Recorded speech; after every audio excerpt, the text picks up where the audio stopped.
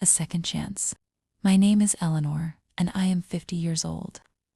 10 years ago, I thought I had a perfect life. I was married to Daniel, and we had built a beautiful life together. We met on a bus, one of those unexpected moments that change everything. People say good girls don't talk to strangers, but we did.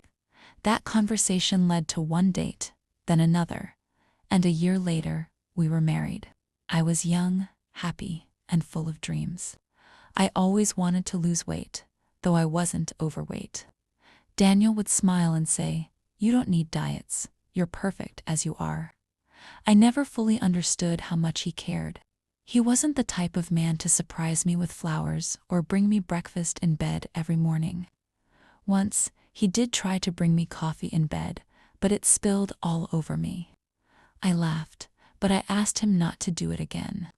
That was Daniel, practical, reliable, loving in his own quiet way. He worked hard, always calling me from the office, just to remind me, "Wear a coat, it's cold today." We had 2 sons, Ethan and Lucas. Daniel taught them to respect me, to be good men. He started as a builder, then worked his way up to becoming a manager, and eventually he started his own company. We built a home outside the city. "You don't need to work," he told me. "Take care of the house, the garden. Enjoy life." So I did. I planted flowers, grew fruits and vegetables, and cared for our home. Our sons grew up, married, and soon we had a granddaughter, Sophie. Daniel adored Sophie. She was his little sunshine. One day, Ethan called, "Mom, we're bringing Sophie over to visit this weekend." But Daniel surprised me. "I won't be home," he said. "I have work." Something felt off. He had never turned down time with Sophie before. The next morning, I drove to his office, searching for answers. But he wasn't there. The security guard told me, "Mr. Daniel hasn't been here all day." Then, I overheard whispers. The guard's wife muttered, "Poor woman, everyone knows but her." My heart sank. I called Daniel. "We need to talk." That evening, he came home. I looked him in the eyes and asked, "Do you have another woman?" Silence. Then, finally, he said, "Yes." I felt my world collapse. I asked him, "Are you leaving, or should I?" Without hesitation, he said, "I'll leave." And just like that, he packed his things and walked out the door. I cried for days. I felt abandoned, humiliated, and lost. My sons came to see me, wrapping me in their arms. They listened as I poured out my pain. "Your father left me," I told them, "but he is still your father. Respect him." Nights were the hardest. Sleep evaded me. I lost weight. I stopped smiling. Then, one day, my best friend Clara showed up at my door. "Eleanor," she said, "come with me." She took me to a children's hospital. The children there had cancer. They were sick, yet they smiled. Their mothers sat beside them, never leaving their side, fighting for them every day. Clara squeezed my hand. "Look at these women. Their battles are real. Your pain is heavy, but it's not the end of your story." That day changed me. I started helping the children. I found sponsors to support their treatment. It gave me a purpose. For the first time in years, I felt joy again. 10 years passed. It was Women's Day. I set the table, waiting for my sons to visit. Then the door opened, and there stood Daniel. He looked older, tired, his shoulders hunched under the weight of something unseen. "Eleanor," he said softly, "can I stay here?" I froze. "This is your house too," I said. He stepped inside, exhaling deeply. "I'm sorry, please forgive me." I had no words. Later, Clara told me his second wife had left him. She had lied, her child wasn't his. He had lost everything, and now he had come back to me. But could I forgive him? Could I forget the pain? Daniel stayed in the guest room. We barely spoke.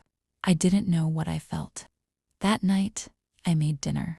When I placed the food on the table, Daniel said, I said nothing. As we ate, he murmured, "I missed your cooking. No one makes it like you." A part of me wanted to smile, but I didn't. You made your choice. The next day, my sons visited. When they saw him, they froze. Dad, Ethan asked, what are you doing here? Daniel looked down. I made a mistake. I hurt your mother. Now, I want to fix it. Ethan turned to me. Mom, are you okay with this? I don't know yet. Lucas took my hand. Mom, you don't have to let him stay. We can take care of you. I need time to think. That night, I lay awake, lost in thought. Daniel had hurt me deeply, but he had also been a good father. He had worked hard for our family. Could people truly change? Could I trust him again?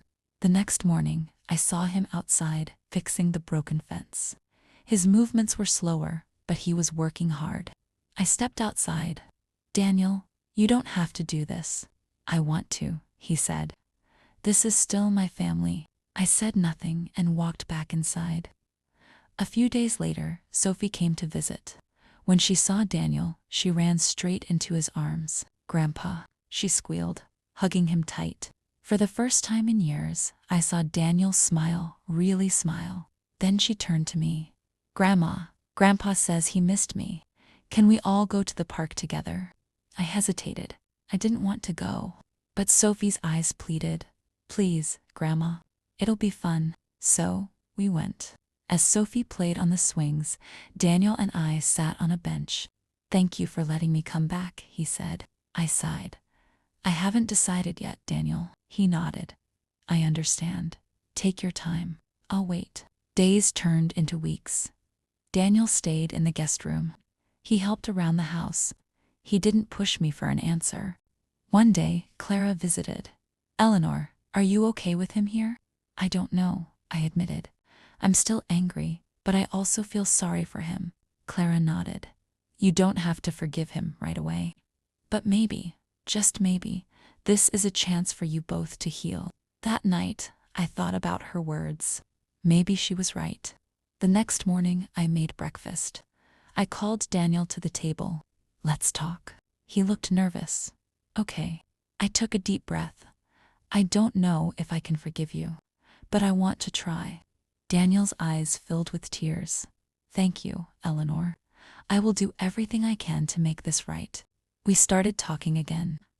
Slowly, things got better. One day, I told him, I will forgive you, but it will take time. You have to prove you've changed. Daniel nodded. I will, Eleanor. I promise. Forgiveness isn't easy. It takes time, love, and patience. I don't know what the future holds, but I know this sometimes. Second chances aren't about going back. They're about healing, growing, and finding peace. Maybe, just maybe, one day, our family will feel whole again.